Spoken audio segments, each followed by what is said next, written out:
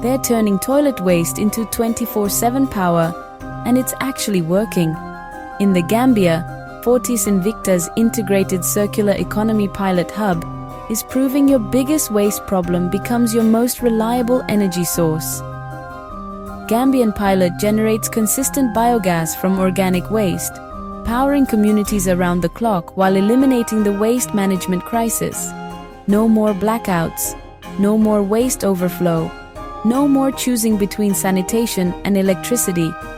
The circular economy model turns every toilet, every kitchen scrap, every organic waste stream into fuel for the grid. West Africa's energy leaders are watching because this scales. One pilot hub in Gambia could become the blueprint for energy independence across the region. The waste was always there, and the technology works.